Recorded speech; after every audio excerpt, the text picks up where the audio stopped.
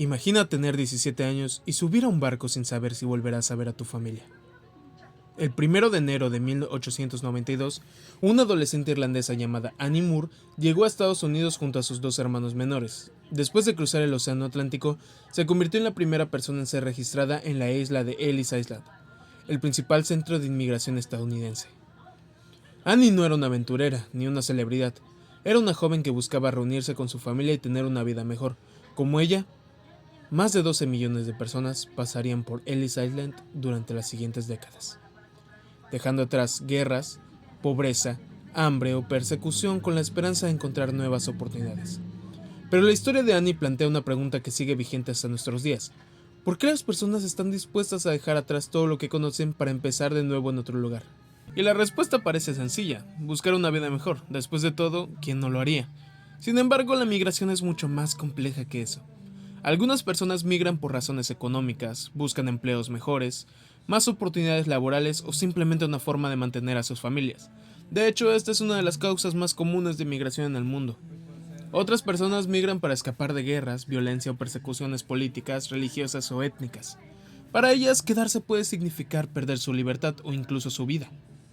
También existen quienes se trasladan para reunirse con familiares, estudiar o acceder a mejores servicios de salud y educación, y cada vez más personas se ven obligadas a abandonar sus hogares debido a desastres naturales o el cambio climático. Sequías, inundaciones y huracanes pueden destruir comunidades enteras y obligar a miles de personas a comenzar de nuevo en otro lugar. Y es que sí, la naturaleza puede ser bastante cruel. Por ejemplo, el 29 de agosto de 2005, el huracán Katrina golpeó la ciudad de Nueva Orleans. Lo que comenzó como una tormenta terminó convirtiéndose en una de las mayores crisis de desplazamiento de la historia reciente de Estados Unidos. Cuando los diques que protegían la ciudad fallaron, aproximadamente el 80% de Nueva Orleans quedó inundado. Miles de personas perdieron sus hogares en cuestión de horas y cientos de miles tuvieron que abandonar la ciudad. Algunas familias regresaron meses después, otras nunca volvieron. En el año posterior al desastre, la población de Nueva Orleans se redujo a más de la mitad. Se estima que alrededor de 400,000 personas fueron desplazadas de forma permanente, mientras que cerca de 1 millón tuvieron que abandonar temporalmente sus hogares durante la emergencia. Este caso demuestra que no todas las migraciones ocurren por motivos económicos o políticos. A veces una inundación, un terremoto o un huracán pueden cambiar el destino de cientos de miles de personas de un día para el otro. Existe una pregunta curiosa sobre la migración. Cuando una persona cruza una frontera, ¿sus derechos se quedan atrás? Aunque queramos verlo positivamente, la respuesta es sí, a veces. Muchas personas creen que los derechos humanos dependen de la nacionalidad o de los documentos que alguien posea, pero los derechos humanos funcionan de otra manera. Pertenecen a las personas simplemente por ser personas. Incluso quienes migran de forma irregular conservan sus derechos fundamentales. Por eso un migrante sigue teniendo derecho a la vida, a la dignidad, a la educación, a la atención médica básica, a no ser discriminado y a recibir un trato humano por parte de las autoridades. Además, cuando una persona huye de una guerra, una persecución o una situación que amenaza su vida, tiene derecho a solicitar asilo y a buscar protección en otro país. Una de las normas más importantes establece que nadie debería ser devuelto a un lugar donde su vida o su libertad corran peligro. También existe el derecho a mantener la unidad familiar. Después de todo, migrar ya es suficientemente difícil. Separarse de los seres queridos puede convertir esa experiencia en una tragedia aún mayor. Sin embargo, existe una diferencia entre tener derechos y que estos sean respetados. A lo largo del mundo, millones de migrantes se enfrentan a discriminación, explotación laboral, violencia e incluso abusos por parte de las autoridades. Por eso, gran parte del debate sobre la migración no gira únicamente en torno a quién puede entrar a un país, sino también a cómo garantizar que quienes migran sean tratados con dignidad. Porque al final, antes de ser migrantes, refugiados o extranjeros, son personas.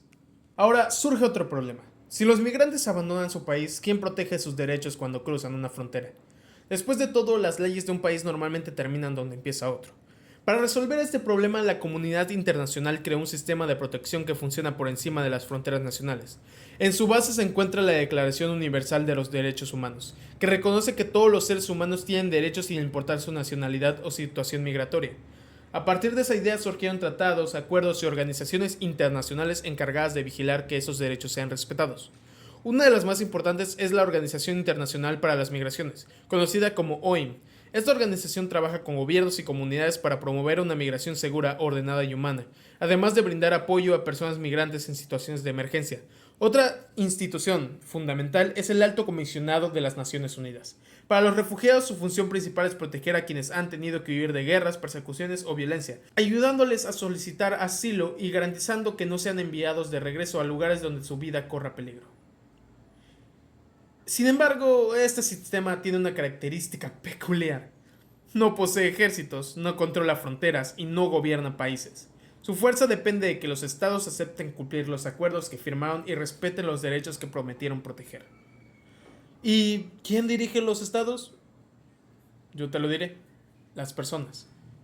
Y aquí es donde la migración se encuentra con uno de los aspectos más extraños de la naturaleza humana: los prejuicios. Porque seamos honestos, cuando vemos a una persona desconocida, nuestro cerebro intenta adivinar quién es antes de que abra la boca. Si vemos a alguien del Medio Oriente, algunas personas piensan en boom, terrorismo, 9/11. Si ven a una persona china, piensan en fábricas, disciplina extrema o incluso en ocultar a sus perros y gatos. Si ven a una persona negra, algunos imaginan delincuencia, pandillas, pobreza o ciertos estereotipos deportivos y culturales. Y si ven a una persona rubia, de ojos claros y con acento europeo, muchas veces asumen que es educada, exitosa o incluso más confiable. Lo curioso es que ninguna de esas conclusiones tiene sentido, porque no conocemos a esa persona, pero nuestro cerebro actúa como si conociera toda su historia. Algunas personas justifican estos prejuicios diciendo que tienen bases históricas, otras afirman que provienen de experiencias personales. No es racismo, dicen, es lo que he visto. Y ahí está el problema: los seres humanos somos expertos en recordar los casos que confirman nuestras ideas y olvidar los que la contradicen. Si una persona tiene una mala experiencia con un inmigrante, puede terminar sospechando de millones. Si tiene una buena experiencia, rara vez hace lo contrario. En México existe un ejemplo particularmente interesante. Durante siglos, la sociedad heredó parte de las jerarquías raciales de la época. Aunque oficialmente todos somos iguales, todavía persiste la idea de que las características europeas son más deseables. No es casualidad que gran parte de la publicidad, la televisión y las campañas de marketing hayan mostrado durante décadas a personas de piel más clara que el promedio de la población mexicana. Es más, dime, ¿alguna vez has visto un negro bien retratado en una telenovela? Es una paradoja curiosa. Un país formado principalmente por mestizos e indígenas aprendió a admirar rasgos que la mayoría de su población no posee, y al mismo tiempo suele mirar con desconfianza a quienes considera diferentes. Quizás porque el racismo rara vez consiste en odiar a un grupo, muchas veces consiste en colocar a unos por encima de otros sin siquiera darse cuenta. Y esto tiene consecuencias reales. Porque cuando los migrantes llegan a un nuevo país, no solo deben aprender un idioma, encontrar trabajo o adaptarse a una cultura distinta, también tienen que enfrentarse a las historias que los demás ya inventaron sobre ellos. Y cuando esos prejuicios dejan de ser simples ideas y comienzan a influir en las decisiones de una sociedad, aparece la siguiente pregunta: ¿qué derechos humanos se vulneran? La respuesta corta sería casi todos. La respuesta larga es bastante más incómoda, porque nadie despierta una mañana pensando, hoy voy a violar derechos humanos.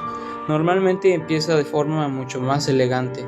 Empieza con frases como, solo estamos siendo precavidos, es sentido común, no tengo nada en contra de ellos, pero... Y después de ese pero suele venir una justificación para tratar a alguien de manera diferente.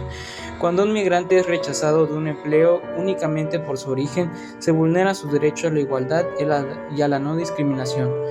Cuando recibe salarios más bajos por el mismo trabajo o es obligado a trabajar en condiciones abusivas porque sabe que denunciar podría ponerlo en riesgo, se vulneran sus derechos laborales.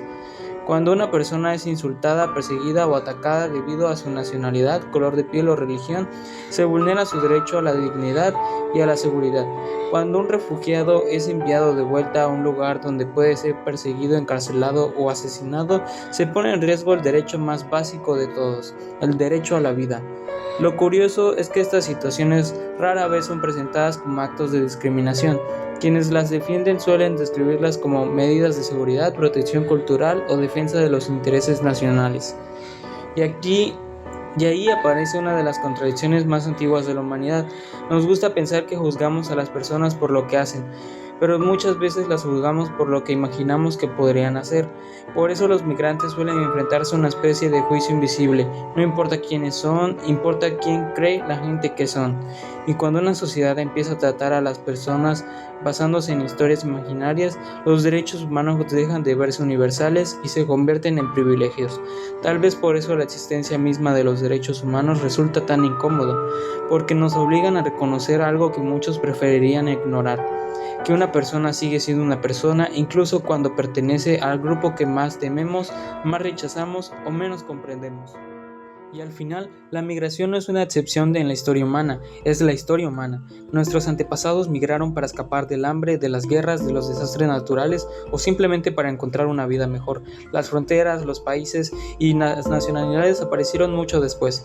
Sin embargo, seguimos observando a quienes migran como si fueran algo extraño. Nos convertimos en estadísticas, en noticias, en debates políticos o en problemas por resolver. Olvidamos que detrás de cada cifra hay una persona que dejó atrás su hogar, su familia, sus amigos y todo aquello que le resultaba familiar. Y quizá por eso la migración genera tantas emociones, porque nos obliga a hacernos una pregunta incómoda. ¿Qué haríamos nosotros? ¿Qué haríamos si no encontráramos trabajo? ¿Si una guerra destruyera nuestra ciudad? ¿Si un huracán arrasara nuestra casa? ¿Si el futuro de nuestra familia dependiera de marcharnos? Nos gusta pensar que seríamos diferentes, pero probablemente haríamos exactamente lo mismo que millones de personas han hecho a lo largo de la historia. Empacar lo poco que tenemos, mirar atrás una última vez y caminar hacia lo desconocido con la esperanza de encontrar algo mejor, porque más allá de las fronteras, los idiomas, los colores de piel o las nacionalidades, existe algo que todos compartimos, el deseo de vivir con dignidad. Y quizá entender eso sea el primer paso para comprender no solo la migración, sino también a quienes la viven.